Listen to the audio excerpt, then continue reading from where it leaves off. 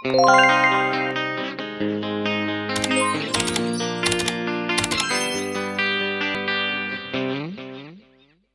guys!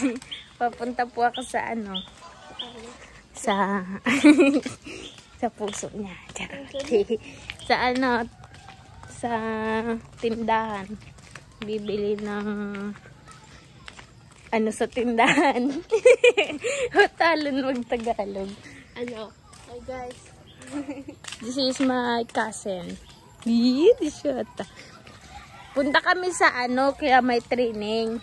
Mabikol ako. Maduman kami may training. Mabakal kami ning ning laog kang para sa tindahan. Kami nagbayad na po kayong mga utang. Mag-vlog ako, nakabikol lang. Hello everyone! So ayan po guys, yung papunta doon sa bibilihan ko po na para po sa tindahan. So paulit-ulit ko pong sinasabi kasi may nagtatanong kung bakit po dyan lang po ako bumibili ng para sa tindahan. Ang binibilihan ko pong para sa tindahan kasi is may discount din po ang para po sa tindahan kapag mag-grocery po sa kanila. So, ayun. Dahil po kasi nasa 1.5 lang po yung budget natin na benta po sa tindahan. Yun po muna yung ibibili ko dahil wala na pong mga biskwit at yung pangkusina. So, yan. Ito po yung itsura ng binibilihan kong grocery. So, yan po yung DB Store. Kapag po kasi medyo malaki yung benta sa tindahan, sa Naga na lang po ako bumibili kasi kung tutusin po talaga doon sa Naga City is mumurahin po talaga ang bilihin. Pero magpapamasahe ka nga lang.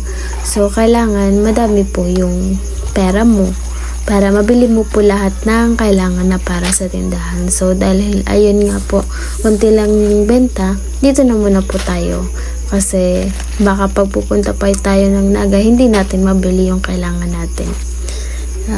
Okay na yan muna kahit konti pa, konti-konti. Basta, malagyan yung tindahan at hindi masabihan na narurutrot na yung tindahan. Syempre, ayoko naman po kasi na halimbawa, hindi ko na nilalagyan yung laman. Mamarites ako dito sa amin na nalugi na. So, ayun. Tsaka gusto ko rin po kasi na may laman yung tindahan kasi nakakasaya po sa puso ko kapag sobrang dami ng laman sa tindahan. So, ayun guys. So, sa may nagtatanong po pala kung bakit hindi daw po ako nagtatrabaho. So, meron po akong nireplyan na comment kung nabasa nyo po yun. Siguro, yung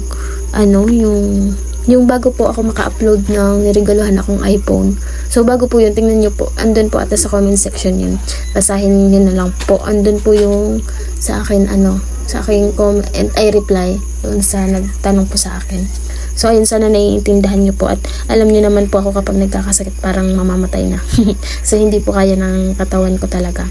So, sana wala naman pong mag-bash sa akin. At saka, mas kampante po kasi ako na mag-vlog na lang po ako. Kasi alam ko pong dito, marami yung makukuha kong sahod kapag upload ako ng upload. Pero kung tutuusin po talaga, mas marami po talaga yung kita dito sa YouTube kaysa sa magtrabaho po sa iba. Lalo na po ngayon, ang hirap po makahanap ng trabaho kapag hindi ka po graduate. Lalo na ang dami-dami po ngayon requirements na hinihingi sa'yo para po makahanap ka ng magandang trabaho. So, ayun po yung hirap dito sa Pinas. So, yung update po sa paglilinis ko sa likod, hindi ko pa po natatapos kasi palagi pong umuulan. So, ayun po yung itsura niya, medyo maaliwalas naman po. So, ayun lang muna po guys ngayon for today's video. So, hanggang dito muna po guys. So, please na skip ads po and subscribe. Bye-bye!